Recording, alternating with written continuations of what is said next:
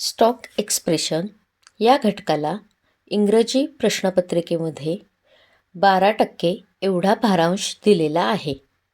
म्हणजे प्रश्नपत्रिकेतील 25 प्रश्नांपैकी 3 प्रश्न या घटकावर प्रश्नपत्रिकेत असतील. यामध्ये greetings, seeking permissions, making request, correlation between instructions और एक्सप्रेशन्स विथ पिक्चर्स ह्या उपघटकांचा समावेश होतो.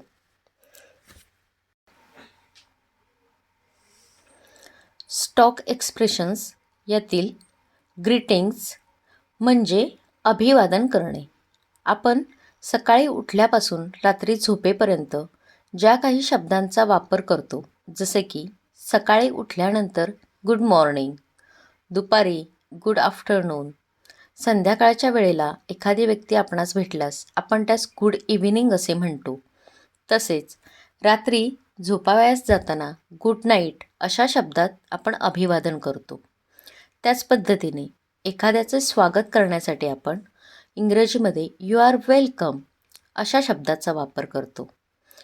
सकाळी किंवा दिवसभरात भेटलेल्या कोणत्याही व्यक्तीला आपण हॅव अ नाईस डे असे म्हणून दिवस तुमचा चांगला जाऊ अशा पद्धतीने अभिवादन करतो. एखाद्या व्यक्तीचे अभिनंदन करण्यासाठी आपण कॉंग्रॅच्युलेशन्स ह्या शब्दाचा वापर करतो. अशा विविध अभिवादनपर शब्दांचा वापर करणे ज्याला इंग्रजीमध्ये ग्रीटिंग्स असे म्हटले जाते. आता आपण ग्रीटिंग या घटकावर प्रश्नपत्रिकेमध्ये कोणत्या स्वरूपाचे प्रश्न असू शकतील हे पुढच्या स्लाईडमध्ये पाहूया. Question: read the situations and choose the correct greet. Yesterday I return home at 11 PM from my friends house by wishing him. आणि ऑप्शन आहेत: 1 good morning, 2 you are welcome, 3 good night आणि 4 हॅव अ नाईस डे. आता ह्या प्रश्नामध्ये 11 PM अशी वेळ दिलेली आहे. PM याचा अर्थ पोस्ट मेरिडियम म्हणजे मध्यान्होत्तर 11 वाजलेले आहेत. या वेळेवरून आपल्या असे लक्षात येते की हे रात्रीचे 11 वाजलेले आहेत, म्हणजे झोपावयास जाण्याची वेळ झालेली आहे. आणि अशावेळी आपण गुड नाईट ह्या शब्दाचा वापर करतो. म्हणूनच ह्या प्रश्नाचे अचूक उत्तर पर्याय क्रमांक 3 गुड नाईट हे आहे. स्टॉक एक्सप्रेशन्स यातील पुढील भाग आहे सीकिंग परमिशन्स म्हणजे परवानगी मागणे. Important note: polite questions are used for seeking permissions. म्हणजे परवानगी मागण्यासाठी पोलाईट क्वेश्चन्सचा वापर केला जातो. For example, may I come in, can we play. ज्या प्रश्नांच्या सुरुवातीला मे, कॅन ह्यासारख्या शब्दांचा वापर केलेला असतो त्यांना पोलाईट क्वेश्चन असे म्हटले जाते. उदाहरणार्थ, विद्यार्थी वर्गात येताना शिक्षकांना विचारतात, मे आय कम इन सर. तर आपण मे आणि कॅन हे 2 शब्द महत्त्वाचे लक्षात ठेवायचे आहेत. आता या घटकावर आधारित प्रश्नपत्रिकेत कोणत्या प्रकारचे प्रश्न असतील तर ह्या स्लाईडमध्ये आपण एक सॅम्पल क्वेश्चन पाहू. I want to make a call, select the correct option for seeking permission. आणि ऑप्शन आहेत: 1 can I use your phone, 2 give me your phone, 3 I use your phone, 4 I used your phone. आता आपण पाहिलं की polite क्वेश्चनच्या सुरुवातीला मे किंवा can ह्यापैकी एका शब्दाचा वापर केला जातो. तर आपण पाहू शकतो की ह्या पर्यायापैकी पर्याय क्रमांक 1 मध्ये कॅन आय यूज युअर फोनमध्ये कॅन या शब्दाने प्रश्नाची सुरुवात झालेली आहे. म्हणजेच ह्या प्रश्नाचे अचूक उत्तर पर्याय क्रमांक 1 असे आहे.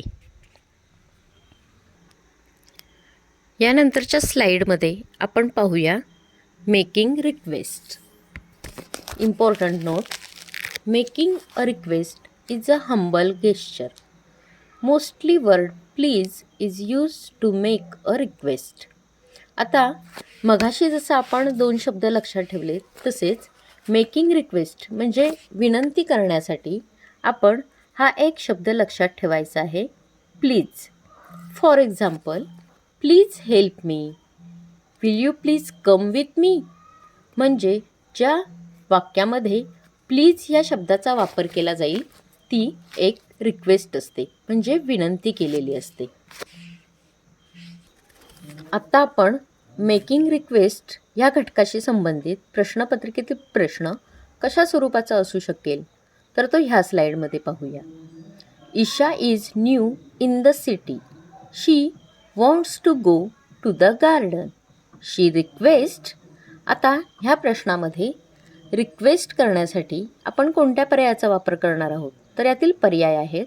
First, will you please tell me the way. Second, I will visit to the garden. Third, which bus go to the garden? Fourth, I am new in the city.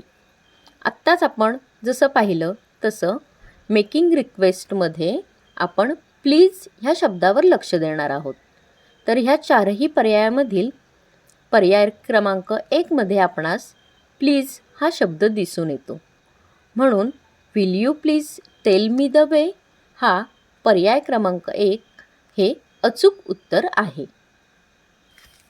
पुढील भाग आहे correlation between instructions or expressions with pictures. म्हणजे सूचना आणि वाक्यप्रयोग यांचा चित्राशी परस्पर संबंध जोडणे. Important note: observation of the picture helps to correlate with words, actions, emotions, situations. ह्या प्रकारच्या प्रश्नांमध्ये आपणास एक चित्र दिलेले असते आणि त्या चित्राशी संबंधित सूचना किंवा एखादी भावभावना, कृतीदर्शक शब्द यासंबंधी प्रश्न विचारलेले असतात. चित्राचे नीट निरीक्षण करून आपण त्यावर आधारित प्रश्न सोडवायचा असतो. आता ह्या घटकाशी संबंधित प्रश्न प्रश्नपत्रिकेत कशा स्वरूपाचे असतील ते आपण पुढील स्लाईडमध्ये पाहू. परंतु हा प्रश्न सोडवण्यासाठी तुम्हाला चित्राचे नीट निरीक्षण करणे फार गरजेचे आहे.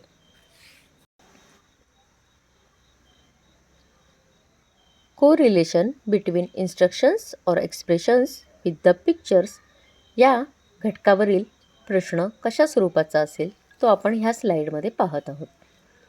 Look at the picture and choose correct conversion related to the picture. आता हा प्रश्न फेब्रुवारी 2019च्या प्रश्नपत्रिकेमध्ये आलेला आहे. खाली एक चित्र दिलेले आहे जे आपण पाहू शकतो की उसाच्या रसाचे हे दुकान आहे. आता त्यावर आधारित योग्य कन्व्हर्शन कोणतं असेल ते आपण आधी पर्याय वाचूया आणि त्यावरून ठरवूया.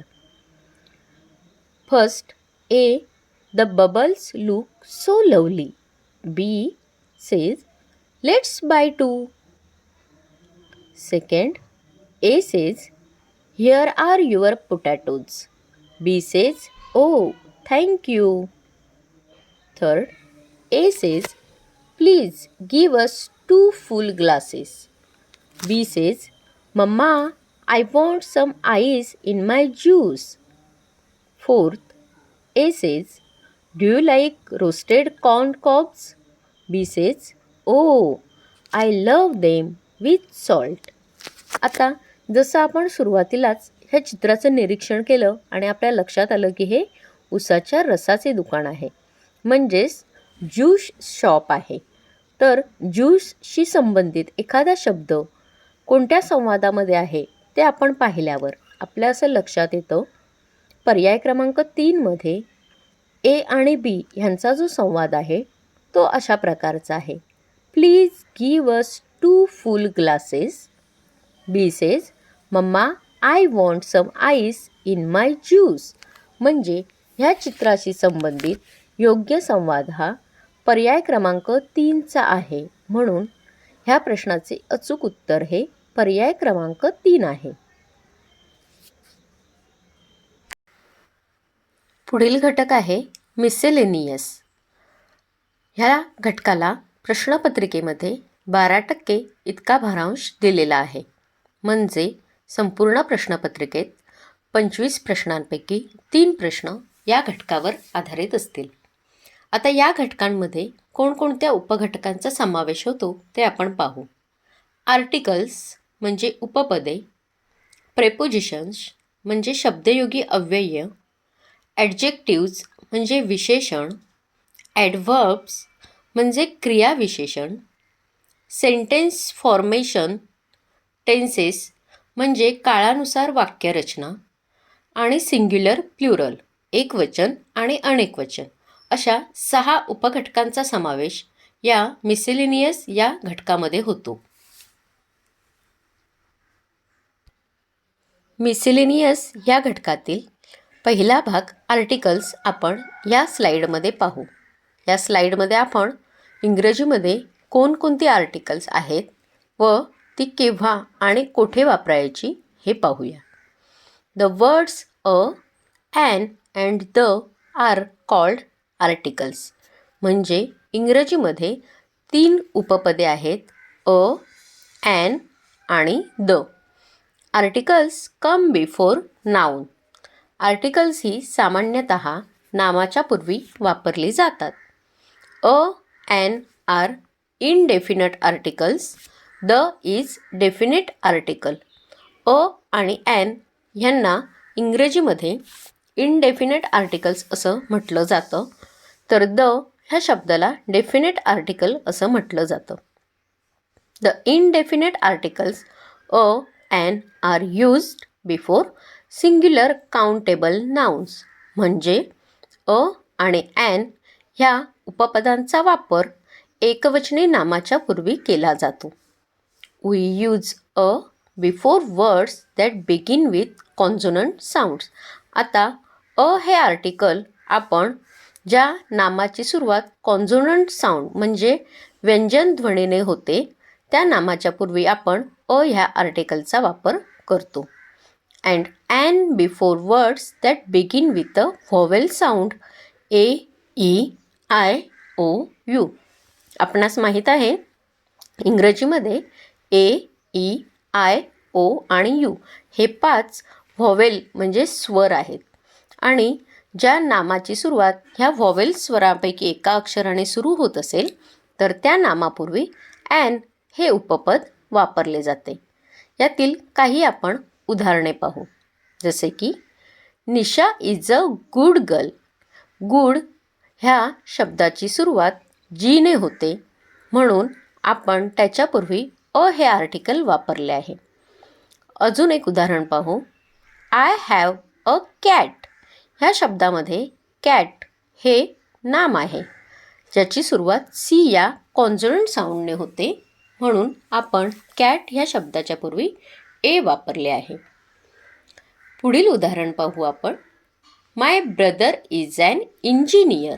आता ह्या वाक्यामधील इंजिनियर हे नाम आहे त्याची सुरुवात ई या अक्षराने होते म्हणून आपण स्वर व्हॉवेल साऊंडने सुरू होत असणाऱ्या नामापूर्वी ॲन ह्या आर्टिकलचा वापर केला.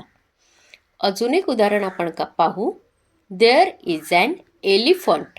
आता ह्या वाक्यातील एलिफंट हे नाऊन आहे आणि त्याची देखील सुरुवात ई ह्या व्हॉवेल साऊंडने होते म्हणून आपण येथे ॲन ह्याचा वापर केलेला आहे. ह्या स्लाईडमध्ये आपण पाहिलं की ज्या नामांची सुरुवात कॉन्सोनंट साऊंडने होते त्या नामापूर्वी आपण अ हे आर्टिकल वापरतो, तर ज्या नामाची सुरुवात व्हॉवेल साऊंडने होते त्यापूर्वी आपण ॲन हे आर्टिकल वापरतो. मात्र इंग्रजीमध्ये काही याला अपवाद आहेत. Exception where h pronounce as like ॲ, अ, ऑ साऊंड. जसे की आपण इंग्रजीमध्ये काही शब्द वापरतो. Hour, honest, honourable. ह्या शब्दांची सुरुवात जरी एच ह्या कॉन्सोनंट साऊंडने होत असेल तरी त्याचं प्रोनाऊन्सिएशन जसे की उच्चार ॲ किंवा अ किंवा ऑ अशा स्वरध्वनीने होतात. म्हणून ह्या ठिकाणी सुद्धा आपण ॲन ह्या आर्टिकलचा वापर करणार आहोत. त्यासाठी आपण खालील उदाहरणे पाहू. Give me an our.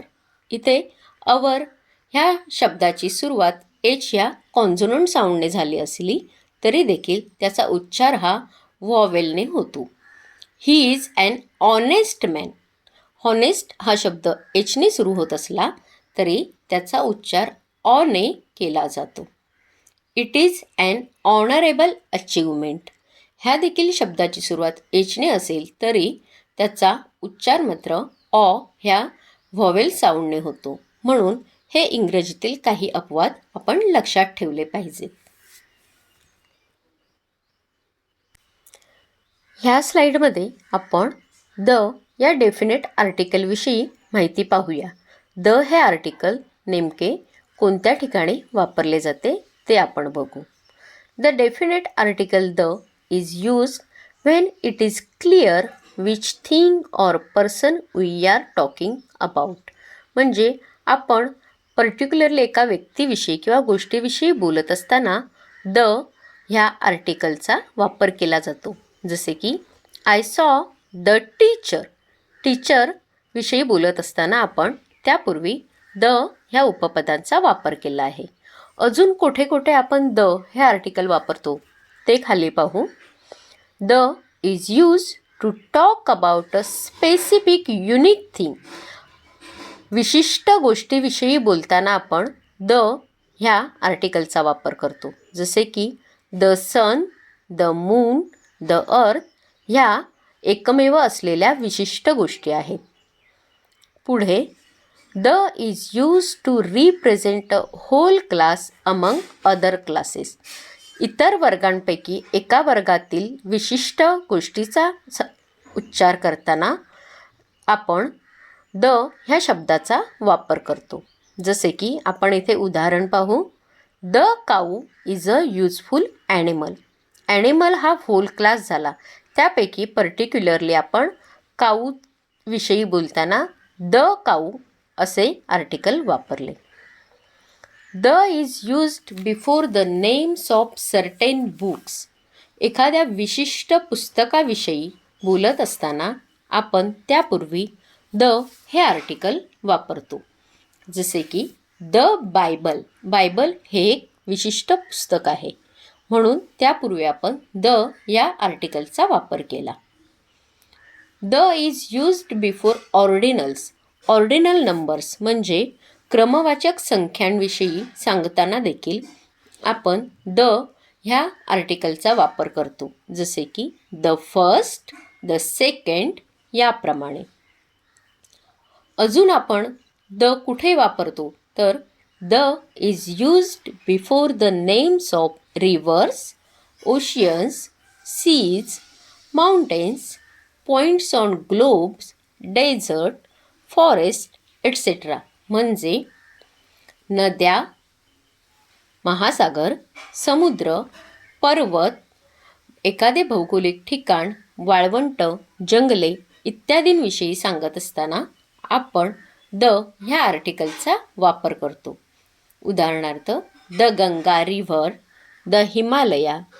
म्हणजेच आपण ह्या स्लाईडमध्ये पाहिले की द ह्या आर्टिकलचा वापर आपण कुठे करतो तर a specific unique thing, represent a whole class, names of certain books, ordinal numbers, rivers, ocean, seas, mountains, points on globe, desert and forest इत्यादी गोष्टींविषयी सांगत असताना आपण द ह्या आर्टिकल्सचा वापर करतो.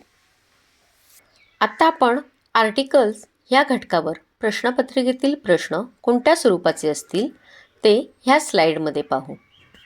Question. Fill in the blank using correct article.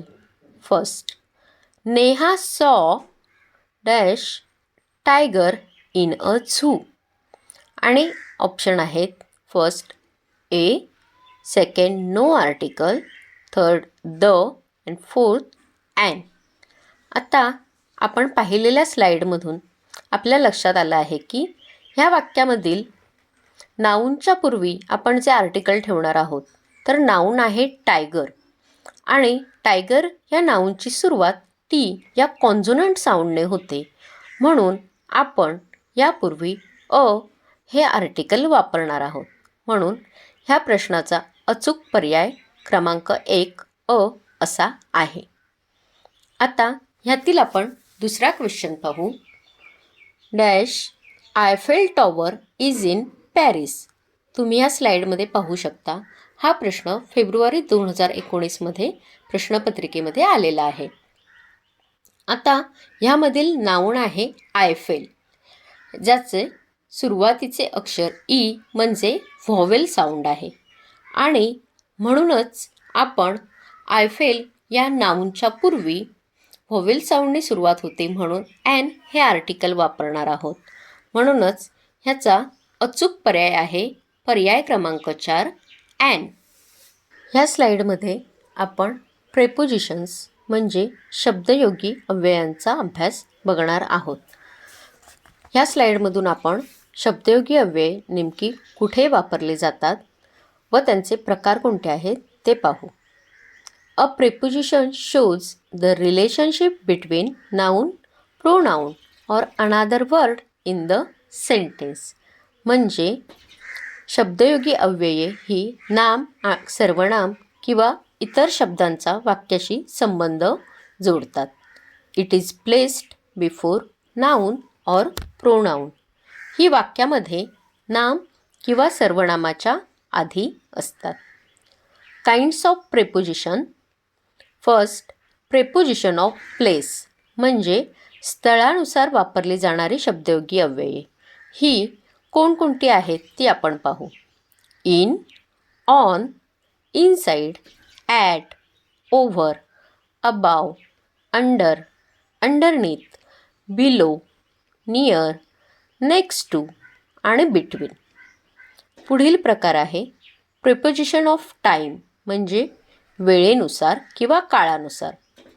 यामध्ये कोणत्या शब्दांचा वापर होतो तर ऑन, ॲट, इन, फॉर आणि सिन्स. तिसरा प्रकार आहे प्रेपोजिशन्स ऑफ मुवमेंट म्हणजे चलानुसार शब्दयोगी अव्यये. यामध्ये इन टू, आउट ऑफ यासारख्या शब्दांचा वापर केला जातो. ह्या स्लाईडमध्ये आपण प्रेपोजिशन ऑफ प्लेस पाहू.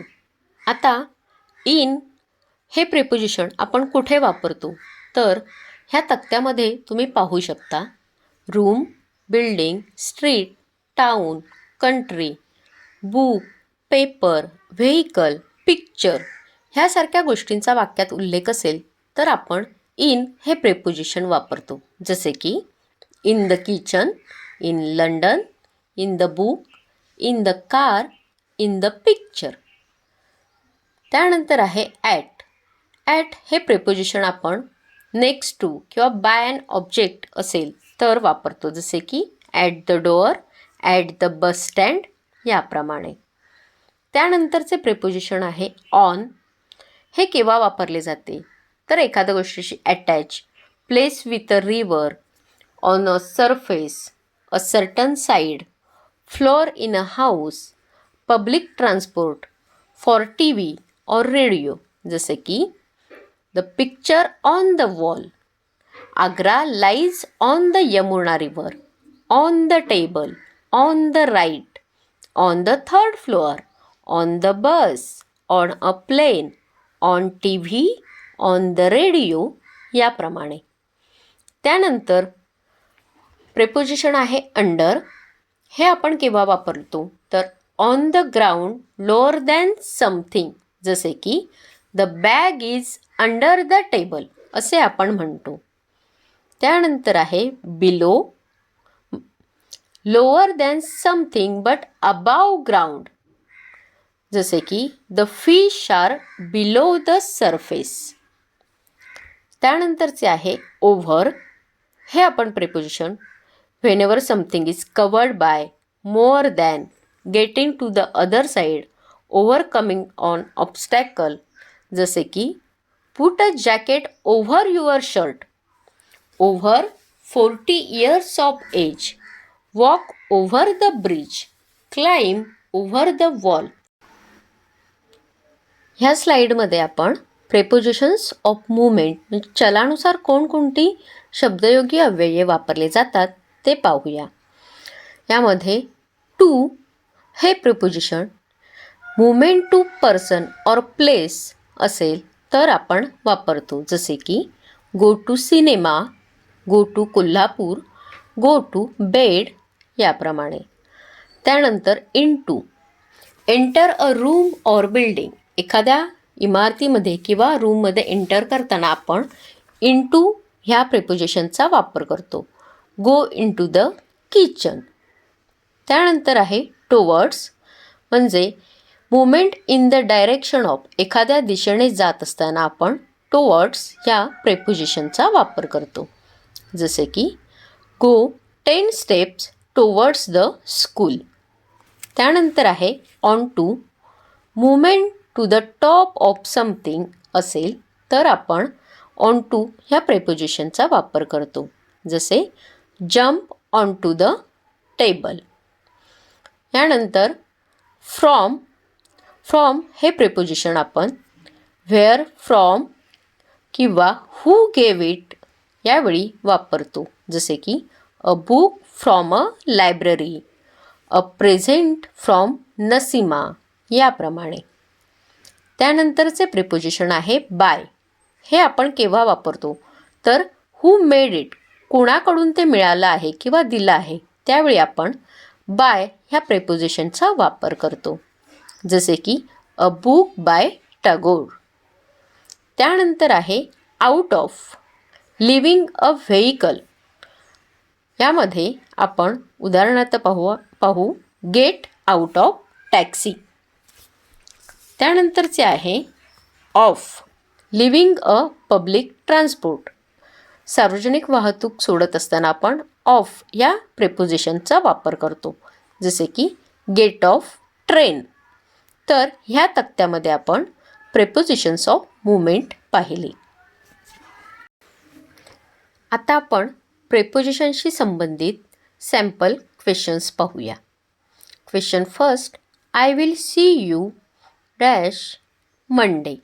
आता येथे आपण कोणते प्रेपोजिशन वापरणार आहोत तर पर्याय आहेत first in, second on, third for and fourth at. जसे आपण आत्ताच पाहिले तसे स्थळ, काळ आणि चलानुसार आपण प्रेपोजिशन पाहिले. ज्यावेळी काळ किंवा वेळेचा विचार येतो त्यावेळी आपण ऑन ह्या प्रेपोजिशनचा वापर करतो आणि ह्या वाक्यामध्ये मंडे म्हणजेच टाईमचा उल्लेख केलेला आहे, म्हणून आपण ह्या ठिकाणी ऑन हे प्रेपोजिशन वापरणार आहोत आणि म्हणून ह्या प्रश्नाचं अचूक पर्याय आहे पर्याय क्रमांक 2 on. Question 2, the blacksmith went dash the minister. आणि ऑप्शन आहे first on, second in, third to, fourth at. आपण पाहिल्यानुसार ह्या वाक्यामध्ये रिलेटेड टू द पर्सन असल्यामुळे आपण ह्यामध्ये टू ह्या प्रेपोजिशनचा वापर करणार आहोत आणि वाक्य असे होणार आहे the blacksmith went to the minister. म्हणून ह्या प्रश्नाचा अचूक पर्याय आहे पर्याय क्रमांक 3 two. Question 3, the apple tree hid the children dash its branches. आणि ऑप्शन आहे first on, second in, third at, fourth for. आता ह्या वाक्यामध्ये ॲपल ट्री ब्रँचेस म्हणजे स्थळाचा उल्लेख केलेला आहे आणि म्हणूनच आपण पाहिल्यानुसार या ठिकाणी आपण इन हे प्रेपोजिशन वापरणार आहोत आणि वाक्य असे तयार होईल the apple tree hid the children in its branches. म्हणून ह्या प्रश्नाचे अचूक उत्तर आहे पर्याय क्रमांक 2 इन. ह्या स्लाईडमध्ये आपण ॲडजेक्टिव्ज म्हणजे विशेषणे याविषयी माहिती पाहणार आहोत. Adjectives are words which describe or tell us more about nouns or pronouns. Adjectives are describing words. म्हणजे विशेषण हे नामाविषयी अधिक माहिती सांगणारा शब्द असतो. ॲडजेक्टिव्ज हे वर्णनात्मक असतात. Kinds of adjectives. First, descriptive adjectives. It tell us the kind और क्वालिटी ऑफ अ नाउन और प्रोनाउन. म्हणजे ह्या प्रकारची विशेषणं एखाद्या व्यक्तीमधील किंवा नाम किंवा सर्वनामाविषयी गुण दर्शवतात. जसे की good girl, kind man, small puppy ह्याप्रमाणे. दुसरा प्रकार आहे demonstrative adjective. It points out which person or thing is meant. Example, this car, that road, those children याप्रमाणे. तिसरा प्रकार आहे adjective of number and quality. या प्रकारची विशेषणं it tells us how many or how much ही संख्यात्मक विशेषणे असतात. जसे की one man, more water, few books याप्रमाणे. या स्लाईडमध्ये आपण ॲडजेक्टिव्ह या घटकासंबंधी कोणकोणते प्रश्नपत्रिकेत असू शकतात ते नमुन्यादाखल पाहू. First, read the sentence and decide which word do you think is an adjective. I have a great idea. या वाक्यामध्ये आपणास ॲडजेक्टिव्ह म्हणजे विशेषण शोधायचे आहे आणि ऑप्शन आहेत first have, second idea, third great and fourth one is great idea.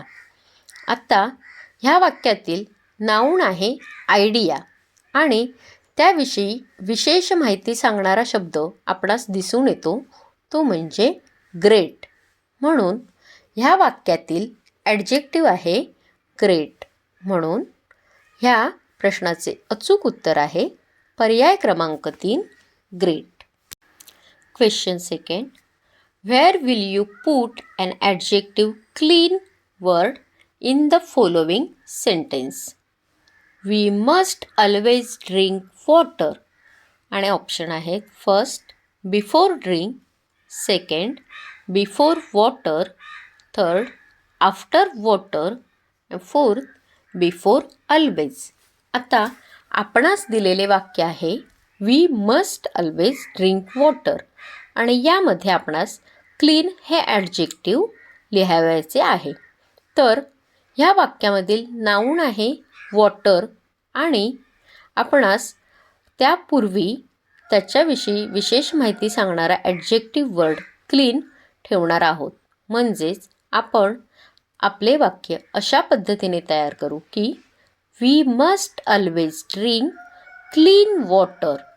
म्हणजेच आपण वॉटर ह्या शब्दापूर्वी क्लीन ह्या ॲडजेक्टिव्हचा वापर करू.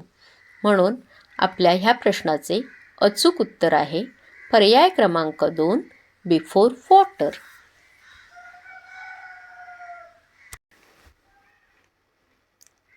ह्या स्लाईडमध्ये आपण ॲडव्हर्ब्स म्हणजे क्रियाविशेषणांविषयी माहिती पाहणार आहोत. An adverb is a word which modifies the meaning of the verb, an adjective or another adverb. म्हणजे क्रियापदाविषयी अधिक माहिती देणाऱ्या शब्दाला ॲडव्हर्ब म्हणजेच क्रियाविशेषण असे म्हणतात. क्रियापदाला व्हेन, व्हेअर, हाऊ असे प्रश्न विचारले असता जे उत्तर मिळते ते ॲडव्हर्ब असते. Kinds of adverbs. First, adverb of time म्हणजे कालदर्शक क्रियाविशेषणे. इट सजेस्ट टाईम ते वेळ दर्शवतात. Example, I went to Pune yesterday. आता कालदर्शक क्रियाविशेषणांमध्ये कोणकोणत्या शब्दांचा वापर होतो ते आपण पाहू. Before, daily, yesterday, early, tomorrow, now, last year, today इत्यादी शब्द कालदर्शक क्रियाविशेषणांमध्ये वापरले जातात. दुसरा प्रकार आहे ॲडव्हर्ब ऑफ प्लेस म्हणजे स्थलदर्शक क्रियाविशेषणे. इट सजेस्ट प्लेस हे स्थळ दर्शवतात. Example come here, go away. आता स्थलदर्शक क्रियाविशेषणांसाठी इंग्रजीमध्ये कोणकोणत्या शब्दांचा वापर होतो तर here, there, outside, out, away, near, up, down, somewhere इत्यादी शब्द वापरले जातात. तिसरा प्रकार आहे ॲडव्हर्ब ऑफ मॅनर म्हणजे रीतीदर्शक क्रियाविशेषणे. ही क्रियाविशेषणे it describes how it happens म्हणजे घटना कशी घडली हे दर्शवतात. अशी क्रियाविशेषणे बहुधा ly प्रत्यय लावूनच तयार होतात. Example the ran quickly. ह्यासाठी वापरले जाणारे शब्द आहेत ते wisely, really, neatly, loudly, happily, easily, angrily, beautifully, carefully. चौथा प्रकार आहे adverb of degree. Example I am so glad to tell you the story. यामध्ये वापरले जाणारे शब्द आहेत enough, extremely, fully, so, very, greatly. ह्या स्लाईडमध्ये आपण ॲडव्हर्ब्स आणि ॲडव्हर्बचे 4 प्रकार पाहिले व ॲडव्हर्ब दर्शवणारे इंग्रजीतील शब्द पाहिले. ह्या स्लाईडमध्ये आपण ॲडव्हर्ब्स या घटकावर येणारे प्रश्नपत्रिकेतील प्रश्न कोणत्या स्वरूपाचे असतील ते नमुन्यादाखल पाहूया. Sample questions. First, read the following sentence and decide which word will make the sentence meaningful. And the sentence is read dash to understand the story. आणि पर्याय आहेत first easily, second daily, third carefully, fourth early. आता ह्या वाक्याचा आपण अर्थ लावला तर read dash to understand the story. To understand the story आपल्याला रीड केअरफुली हा शब्द योग्य वाटतो. काळजीपूर्वक वाचले तरच आपल्याला समजणार आहे, म्हणून या ठिकाणी केअरफुली हा शब्द योग्य ठरेल. म्हणून ह्या प्रश्नाचे अचूक उत्तर आहे पर्याय क्रमांक 3 carefully. Read carefully to understand the story. Question second, find out the correct word to complete the web diagram. आता हा प्रश्न फेब्रुवारी 2020च्या प्रश्नपत्रिकेमध्ये आलेला आहे. आपल्याला एक वेब डायग्रॅम दिलेली आहे ज्यामध्ये 4 ॲडव्हर्ब्स दिलेली आहेत आणि त्यांना लागू होणारा योग्य ॲक्शन वर्ड आपल्याला लिहायचा आहे. आपल्याला दिलेले पर्याय आहेत first run, second write, third eat and fourth sleep. आता आपल्याला दिलेले ॲडव्हर्ब्स आपण पाहू. Beautifully, daily, neatly and carefully. आता ह्या 4ही ॲडव्हर्बचा जर आपण विचार केला तर आपणास असे लक्षात येते की 4 ॲक्शन वर्डपैकी राईट हा ॲक्शन वर्ड या ठिकाणी योग्य होईल.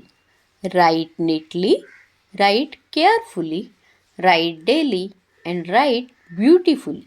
म्हणजे ह्या वेब डायग्रॅममध्ये राईट हा ॲक्शन वर्ड योग्य पद्धतीने बसवता येईल.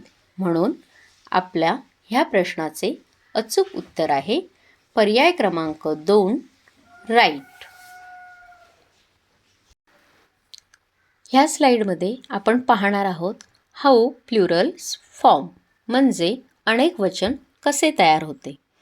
First, by adding S to the singular म्हणजे एकवचनी नामाच्या शेवटी एस लावल्यानंतर त्याचे अनेकवचनी रूप तयार होते. Example girl, girls, book, books ह्याप्रमाणे.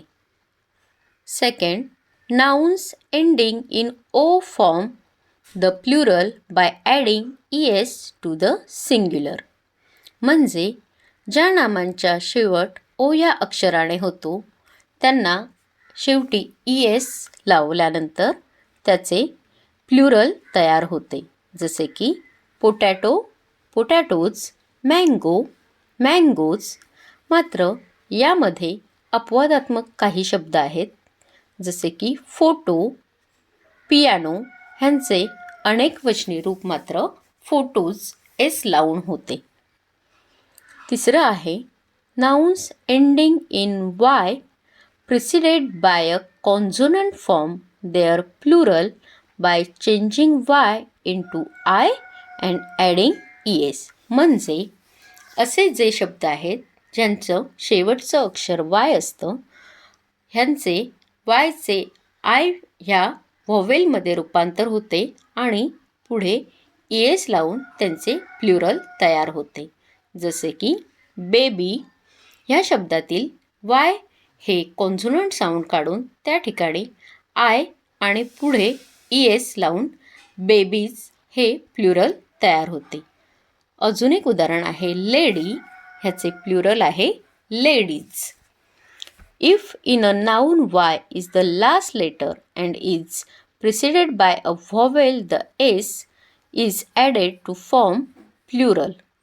काही नावांच्या शेवटी वाय असते मात्र त्यांचे प्लुरल हे त्यापुढे एस लावून केले जाते. जसे की बॉय, बॉईज, वे, वेज याप्रमाणे. Fourth, nouns ending in F or FE form their plural by changing F or FE into V and adding ES. काही सिंग्युलर नाउन्स ज्यांचे शेवट एफ किंवा FE ह्या अक्षराने होते त्यांचे प्लुरल होताना एफ किंवा FE हे अक्षर व्हीमध्ये बदलले जाते आणि शेवटी ES लावून त्याचे प्लुरल केले जाते. जसे की थीप, थीव्ज, वाईफ, वाईव्ज, वुल्फ, वुल्फ याप्रमाणे.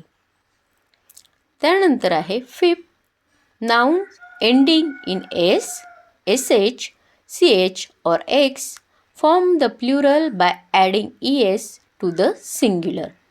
काही नाउन ज्यांचा शेवट S किंवा SH, CH किंवा X ह्या अक्षराने होतो त्या सिंग्युलर नाउनला शेवटी ES प्रत्यय लावून त्याचे प्लुरल तयार केले जाते. एक्झाम्पली क्लास, क्लासेस, डिश, डिशेस याप्रमाणे. आपण सिंग्युलर आणि प्लुरलची काही उदाहरणे पुढील स्लाइडमध्ये अभ्यासूया. प्रथमतः ES प्रत्यय लावून तयार होणाऱ्या प्लुरल्सचे आपण वाचन करू.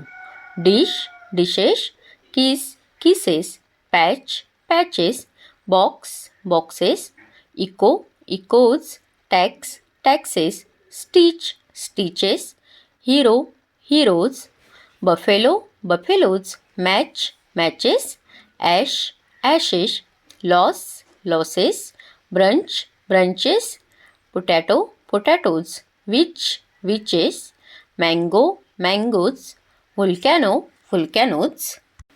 यानंतर वाय या अक्षराने शेवट होणार आहे मात्र त्याऐवजी IES हे प्रत्यय लावून तयार होणारे प्लुरल आपण अभ्यासू. Baby, babies, copy, copies, body, bodies, city, cities, cry, cries, family, families, lily, lilies, country, countries, pony, ponies, lady, ladies, reply, replies, fly, flies, story, stories, cherry, cherries, ferry, ferries. यानंतर असे singular noun ज्यांचा शेवट Y अक्षराने होतो मात्र त्यांच्यासोबत व्होवेल जोडलेले असते असे सिंग्युलर नाउन प्लुरलमध्ये फॉर्म होताना त्यांचे फक्त एस हा प्रत्यय लागतो. असे boy, boys, ray, rays, monkey, monkeys, joy, joys, day, days, donkey donkeys, key keys, toy toys, tray trays, bay bays, valley valleys. आता सिंग्युलर प्लुरल या घटकावरील आपण सॅम्पल क्वेश्चन्स अभ्यासूया. Question: pick out the wrong pair from the following pairs. Man men, mouse mice, ox oxes, box boxes. Option आहेत: first man men, second mouse mice, third ox oxes, fourth box boxes. आपण चारही पर्यायांचा विचार केला तर आपल्या असे लक्षात येते की ऑक्स ह्या शब्दाचा प्लुरल फॉर्म ऑक्सेन असा आहे, मात्र इथे तो ऑक्सेस असा दिलेला आहे. म्हणजे या सर्व पर्यायापैकी चुकीची जोडी ऑक्स ऑक्सेस ही आहे. म्हणून पर्याय क्रमांक 3 हे अचूक उत्तर आहे. क्वेश्चन सेकंड आहे, find out the odd term. हा प्रश्न फेब्रुवारी 2020च्या प्रश्नपत्रिकेमध्ये आलेला आहे. ऑप्शन आहेत: फर्स्ट थाय, सेकंड डिअर, थर्ड थीव्ज, फोर्थ ऑक्सेन. चारही प्रश्नांचा आपण विचार केला तर थाय हे सिंग्युलर फॉर्म आहे, सेकंड डिअर हे सिंग्युलर आणि प्लुरल दोन्ही फॉर्ममध्ये डिअरच राहते, थर्ड थीव्ज हे थीपचा प्लुरल फॉर्म आहे, फोर्थ ऑक्सेन हा ऑक्सचा प्लुरल फॉर्म आहे. म्हणजे पर्याय क्रमांक 1 सोडून उर्वरित 3 पर्याय हे प्लुरल फॉर्ममधील आहेत. पर्याय क्रमांक 1 थाय हा सिंग्युलर फॉर्म आहे, म्हणून पर्याय क्रमांक 1 हे ह्या प्रश्नाचे अचूक उत्तर आहे. How to form sentence. मागील स्लाईडमध्ये आपण पाहिले की वाक्य तयार करण्यासाठी आपल्याला 3 गोष्टींची आवश्यकता असते. Subject plus verb plus object. ह्या 3 गोष्टींच्या सहाय्याने वाक्य बनते. आता आपण काळाच्या 3ही प्रकारानुसार एका वाक्यात होणारा बदल अभ्यासूया. सिंपल प्रेझेंट टेन्स म्हणजे साधा वर्तमान काळ. To talk about regular or habitual actions or to express general truth म्हणजे नियमित घडणाऱ्या गोष्टी किंवा सद्यस्थितीतील घडणारी क्रिया दर्शवण्यासाठी साध्या वर्तमान काळाचा उपयोग केला जातो. एक्झाम्पली, शी रीड्स बुक्स म्हणजे ती पुस्तके वाचते. सेकंड, सिंपल पास्ट टेन्स म्हणजे साधा भूतकाळ. To show completed action in the past भूतकाळात घडून गेलेली क्रिया दर्शवण्यासाठी साधा भूतकाळ वापरला जातो.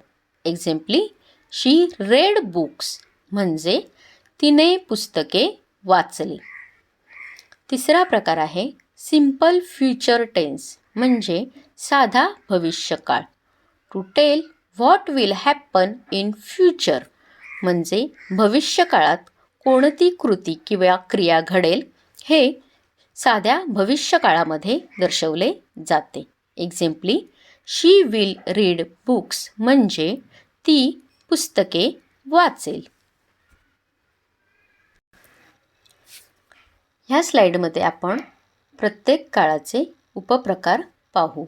जसे मागील स्लाईडमध्ये आपण simple present tense, simple past tense आणि सिंपल फ्युचर टेन्स पाहिला, तसेच अजून 3 प्रकार आहेत. जसे की प्रोग्रेसिव्ह टेन्स म्हणजे चालू काळ, परफेक्ट टेन्स म्हणजे पूर्ण काळ आणि परफेक्ट कंटिन्युअस किंवा प्रोग्रेसिव्ह टेन्स ज्याला चालू पूर्ण काळ असे म्हटले जाते. आता आपण एकच वाक्य ह्या 12 फॉर्ममध्ये कसे तयार होते ते आपण एकाच तक्त्याच्या सहाय्याने अभ्यासूया. प्रथमतः आपण सिंपल प्रेझेंट टेन्समधील एक वाक्य घेऊ. He plays cricket. हे वाक्य सिंपल पास्ट टेन्समध्ये अशा पद्धतीने होईल. ही प्लेड क्रिकेट म्हणजे सब्जेक्ट प्लस V2 ह्याचा अर्थ असा आहे क्रियापदाचे दुसरे किंवा भूतकाळी रूप प्लस ऑब्जेक्ट. हेच वाक्य सिम्पल फ्युचर टेन्समध्ये होताना subject plus will plus V1 plus object म्हणजे विल प्लस क्रियापदाचे मूळ रूप आपल्याला इथे घालावे लागेल. हे वाक्य ही विल प्ले क्रिकेट अशा पद्धतीने तयार होईल. दुसरा प्रकार आपण पाहू कंटिन्युअस फॉर्म. यामध्ये प्रेझेंट कंटिन्युअसमध्ये सब्जेक्ट प्लस ॲम किंवा इज किंवा आर प्लस V1 म्हणजे क्रियापदाचे मूळ रूप प्लस ING म्हणजे क्रियापदाला ING प्रत्यय लावून प्लस ऑब्जेक्ट अशा पद्धतीने म्हणजे हे वाक्य ही इज प्लेइंग क्रिकेट अशा पद्धतीने तयार होईल. पास्ट कंटिन्युअस टेन्समध्ये हेच वाक्य तयार करताना आपल्याला सब्जेक्ट प्लस वॉज किंवा वेअर ह्या शब्दाचा वापर आणि V प्लस ING म्हणजे क्रियापदाला ING प्रत्यय लावावा लागेल. हे वाक्य पास्ट कंटिन्युअस टेन्समध्ये ही वॉज प्लेइंग क्रिकेट अशा पद्धतीने तयार होईल. आता आपण तिसरा फ्युचर कंटिन्युअस टेन्स पाहू. ह्यामध्ये subject plus will be plus V1 plus ING म्हणजे आपल्याला विल बी ह्या शब्दाचा वापर करून क्रियापदाला ING प्रत्यय लावावा लागेल. म्हणजे हे वाक्य he will be playing cricket अशा पद्धतीने तयार होईल. तिसरा प्रकार आहे परफेक्ट टेन्स. आता आपण प्रेझेंट परफेक्ट टेन्समध्ये वाक्य कसे तयार होते ते पाहू. त्यासाठी आपल्याला सब्जेक्ट प्लस हॅव किंवा हॅज ह्या शब्दांचा वापर करावा लागणार आहे प्लस V3 ह्या शब्दाचा अर्थ असा आहे की क्रियापदाचे तिसरे किंवा पास्ट पार्टिसिपल रूप प्लस ऑब्जेक्ट. आता प्रेझेंट परफेक्ट टेन्समध्ये हे वाक्य अशा पद्धतीने तयार होईल ही हॅज प्लेड क्रिकेट. हेच वाक्य पास्ट परफेक्टमध्ये तयार होताना आपल्याला subject plus had plus V3 plus object म्हणजे आपल्याला हॅड आणि क्रियापदाचे तिसरे रूप वापरावे लागणार आहे. हे वाक्य ही हॅड प्लेड क्रिकेट अशा रीतीने तयार होईल. हेच वाक्य आपण फ्युचर परफेक्टमध्ये तयार करताना subject plus will have plus V3 plus object म्हणजे आपल्याला विल हॅव ह्या शब्दाचा वापर करावा लागणार आहे. हे वाक्य he will have played cricket अशा पद्धतीने तयार होईल. चौथा प्रकार आहे perfect continuous tense. Present perfect continuous टेन्समध्ये आपल्याला सब्जेक्ट प्लस हॅव किंवा हॅज ह्या शब्दाचा वापर plus been plus V plus ING plus object म्हणजेच हॅव किंवा हॅज ह्या शब्दाचा वापर अधिक बीन अधिक क्रियापदाला ING प्रत्यय लावून हे आपण वाक्य तयार करणार आहोत. हे वाक्य अशा पद्धतीने तयार होईल he has been playing cricket. हेच वाक्य आपण पास्ट कंटिन्युअस परफेक्ट टेन्समध्ये अशा पद्धतीने तयार करणार आहोत subject plus had been plus V plus ING plus object म्हणजेच इथे देखील आपण हॅड बीन ह्या शब्दाचा वापर करणार आहोत आणि क्रियापदाला ING प्रत्यय लावणार आहोत. He had been playing cricket. आता हेच वाक्य आपण फ्युचर कंटिन्युअस परफेक्ट टेन्समध्ये करण्यासाठी आपल्याला subject plus will plus have plus been plus V plus ING म्हणजे विल हॅव बीन ह्या शब्दांचा वापर करून क्रियापदाला ING प्रत्यय लावणार आहोत. हे वाक्य अशा पद्धतीने तयार होईल he will have been playing cricket. विद्यार्थी मित्रांनो, ह्या एकाच तक्त्याच्या सहाय्याने तुम्ही काळाचे 12ही प्रकार अभ्यासले. हा तक्ता तुम्ही लक्षात ठेवून एक वाक्य 12 प्रकारात लिहू शकता.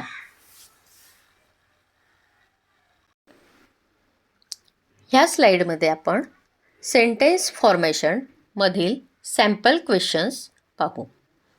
Question: select the correct option and complete the sentence. And the sentence is I will give it back to you. And options are first yesterday, second last week, third tomorrow, and fourth one is long ago. आपण हे वाक्य वाचलं तर आपल्या असे लक्षात येते की ह्या वाक्यामध्ये आय विल ह्या शब्दाचा वापर केलेला आहे. म्हणजे हे वाक्य भविष्यकाळी फ्युचर टेन्सशी संबंधित आहे. म्हणूनच आपल्याला रिकाम्या जागी फ्युचरशी रिलेटेड शब्दाचा प्रयोग करावा लागेल. आपण चारही पर्यायांचा विचार केला असता यामध्ये टुमारो म्हणजे उद्या हा शब्द अचूक बसेल. म्हणूनच ह्या प्रश्नाचे अचूक उत्तर आहे पर्याय क्रमांक 3 टुमारो. अजून एक प्रश्न आपण नमुना दाखल पाहू. Question: select proper words to complete the sentence. And the sentence is Rohan is not at home, he just dash for shopping. And options are first had gone, second has gone, third was going, and fourth will going. आता वरील वाक्याप्रमाणेच आपण ह्या वाक्यातील शब्द पाहिला असता इथे is हे helping verb आहे जे प्रेझेंट टेन्सशी रिलेटेड आहे. म्हणूनच आपल्याला यातून प्रेझेंट टेन्सशी रिलेटेड वर्ब शोधावे लागतील. चारही पर्यायांचा विचार केला असता आपणास असे दिसून येते की हॅज गॉन हे प्रेझेंट परफेक्ट टेन्सशी रिलेटेड हेल्पिंग वर्ब आणि V3 म्हणजे क्रियापदाचे पास्ट पार्टिसिपल आहे, ज्याचा प्रयोग आपण वाक्यात केला असता आपले वाक्य मिनिंगफुल बनेल. जसे Rohan is not at home, he just has gone for shopping. म्हणून ह्या प्रश्नाचे अचूक उत्तर आहे पर्याय क्रमांक 2.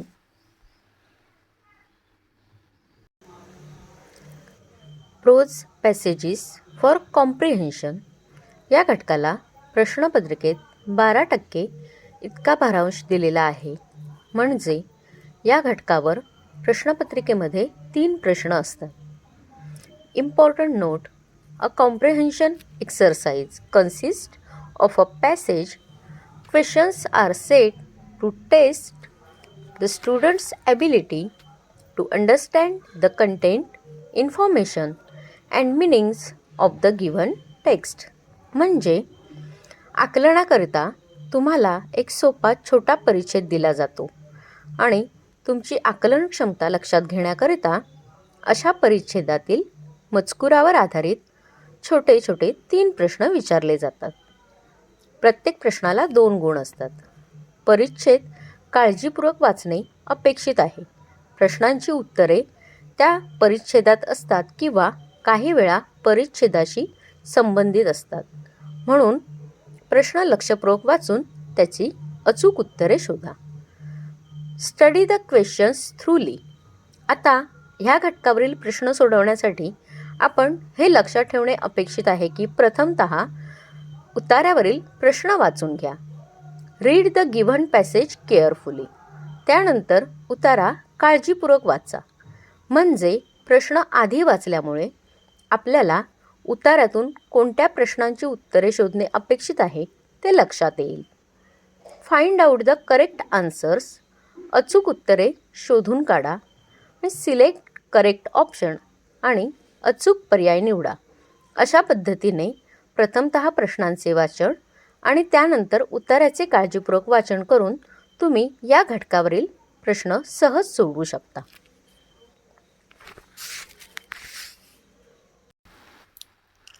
आता आपण प्रोज पॅसेजेस फॉर कॉम्प्रिहेन्शन या घटकावर आधारित एक पॅसेज पाहूया. Read the passage carefully and answer the following questions. हा उतारा फेब्रुवारी 2017च्या प्रश्नपत्रिकेमध्ये आलेला आहे. आपण त्याचे काळजीपूर्वक वाचन करूया. Vidyavardhini high school got the sport championship this year. The students were the toppers in Kho-Kho, cricket, athletics and football. They also lifted the swimming trophy. City High School were runner-up. They lost the championship by 2 marks. आता ह्या उतारावर आधारित कोणते प्रश्न आहेत ते आपण पुढील स्लाइडमध्ये पाहू व या उतारातून त्याची उत्तरे शोधू. आता आपण त्या उतारावरील प्रश्न वाचूया. First, how many sports are mentioned in the above passage. ह्या उतारामध्ये किती खेळांचा उल्लेख केलेला आहे. तर आपण वाचलं kho kho, cricket, athletics, football and swimming अशा 5 खेळांचा उल्लेख उतारामध्ये आलेला आहे. म्हणून ह्या प्रश्नाचे अचूक उत्तर पर्याय क्रमांक 3 5 असे आहे. Question second, find the opposite word for lost. आपल्याला लॉस्ट ह्या शब्दाचा विरुद्धार्थी शब्द शोधावयाचा आहे. ऑप्शन्स आहेत first lifted, second won, third gain, fourth foot. तर आपण यापूर्वी अभ्यासलेले अपोजिट वर्ड्स आपल्याला माहीत आहेत. म्हणूनच लॉस्ट ह्या शब्दाचा अपोजिट वर्ड आहे वन. म्हणून ह्या प्रश्नाचे अचूक उत्तर आहे पर्याय क्रमांक 2. आता तिसरा प्रश्न आहे friend, friendship, question mark, championship. आपल्याला रिलेशनमधील शब्द शोधावयाचा आहे. जसं फ्रेंड या फ्रेंडचं नाऊन फॉर्म आहे फ्रेंडशिप, तसे कोणत्या शब्दाचा नाऊन फॉर्म चॅम्पियनशिप होऊ शकतो. पर्याय आहेत first city, second cricket, third Vardhini and fourth champion.